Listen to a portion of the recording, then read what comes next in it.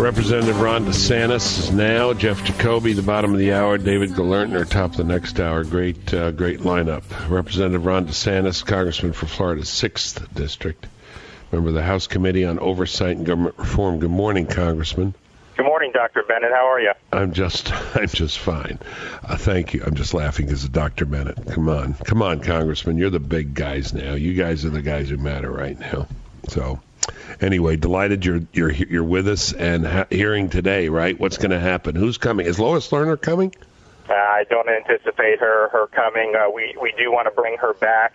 I think she waived her Fifth Amendment right because she basically gave a statement, exonerated herself, and then clammed up, and that's typically not the way it works.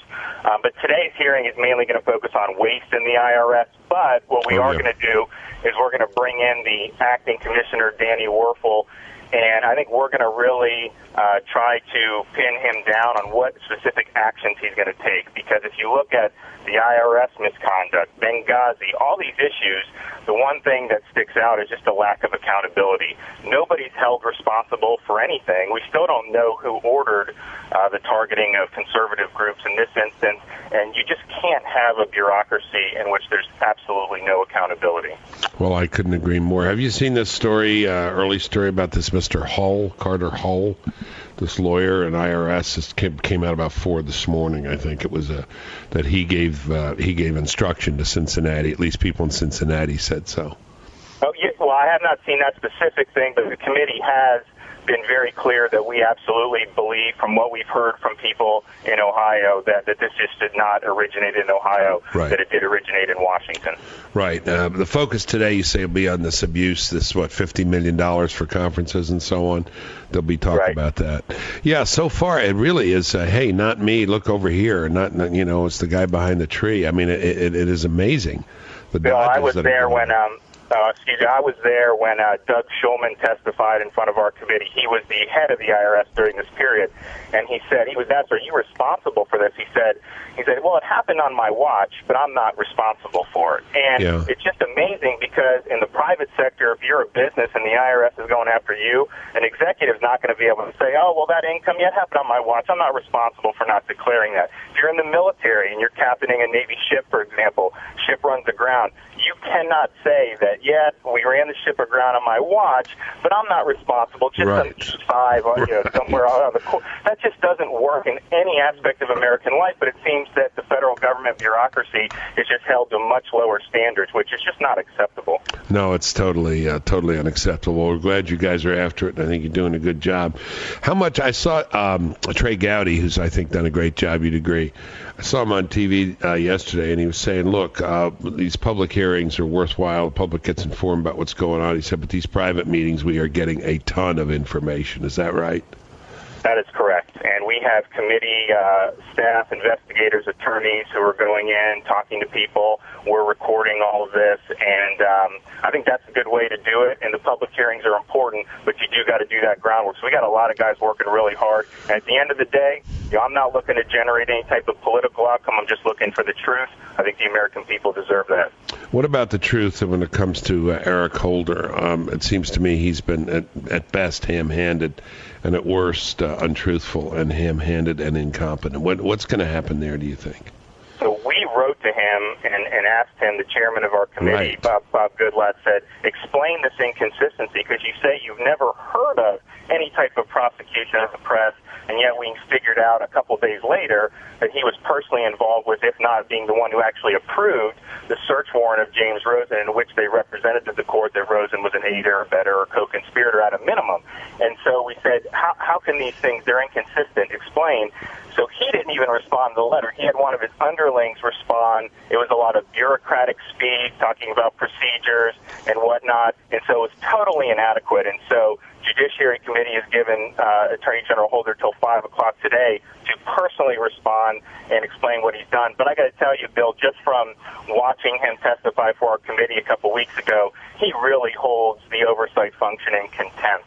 He doesn't think we have any business looking in or exercising oversight into him, and his whole performance, even apart from this James Rosen issue that surfaced, was really, I think he was dripping with disdain for the process. And it doesn't work this way, because the president has essentially taken the position that he's he's not responsible for what happens in his administration, as David Axelrod said. The government's just so big the president can't possibly know what's going on. Well, if that's the case, if the president is not going to hold his administration responsible, as Hamilton said he had to do in the Federalist Papers, then really we're the only game in town, because otherwise you have all these folks, none of them were elected by the American people, they're not accountable to the people, and they have to have an oversight.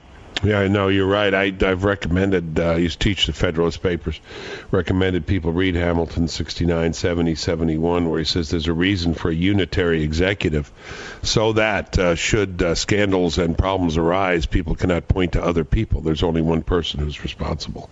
That's the main... That worked for over 200 years until this president was elected, and the media has saw fit to not want to hold him accountable, and it's unfortunate, but it throws off the entire system of constitutional checks if you have a bureaucracy that's not accountable in any way. It's odd to have an attorney general who acts as if he does not believe in the separation of powers and the balance of powers.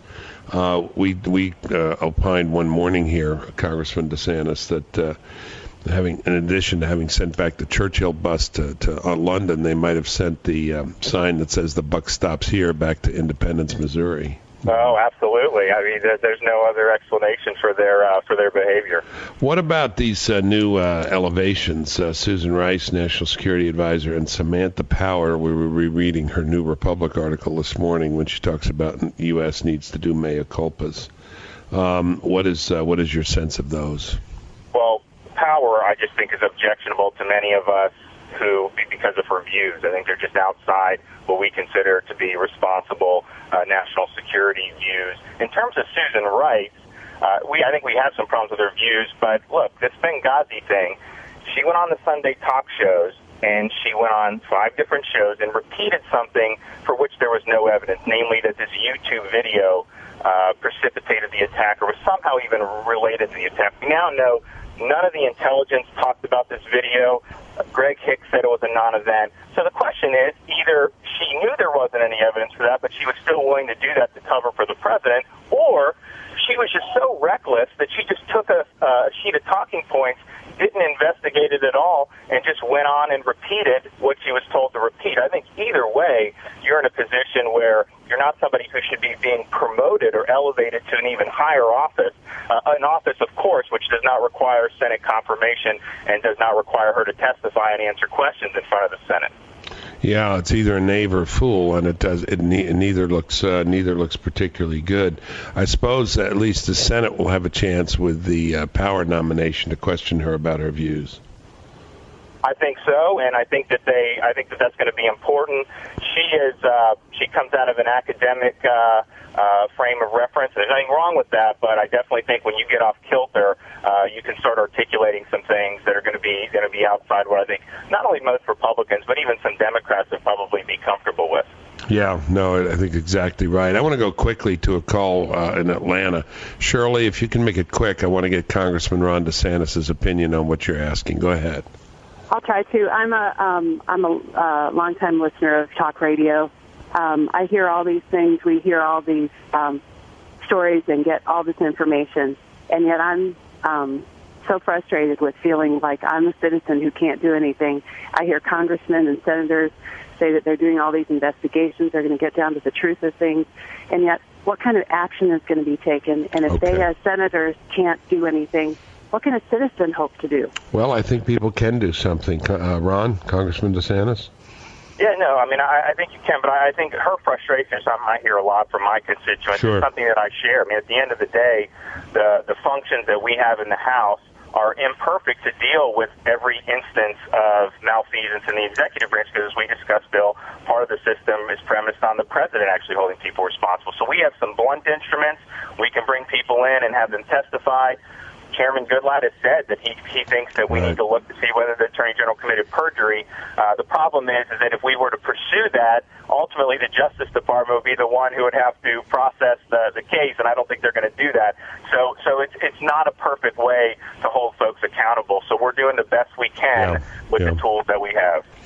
Let me ask you just quickly. We just have 30 seconds. Are you satisfied? Are you getting calls from mainstream media? Are you satisfied this thing's being covered the way it should? It's obviously being covered more in some places than others, but is it getting through the mainstream media, you think? I don't think so. I think that they want to move on, and I'm getting no calls for it at all. Now, granted, I'm a freshman on the committee. There's some other folks who may be getting some more inquiries, but outside of Fox, some talk radio, we're really not seeing that. And then in my district, mostly Republicans, but the Democrats are saying, "Hey, just move on, just move on, just move on." Well, that's not what it's about. You got to find the truth. Well, we're grateful for you looking for the truth, and we know you'll get there. And we're very impressed with your work, sir. And thanks very much for coming on. Anytime. Thanks for having me. Thank you. Ron DeSantis, Congressman, Florida 6th. We'll be back.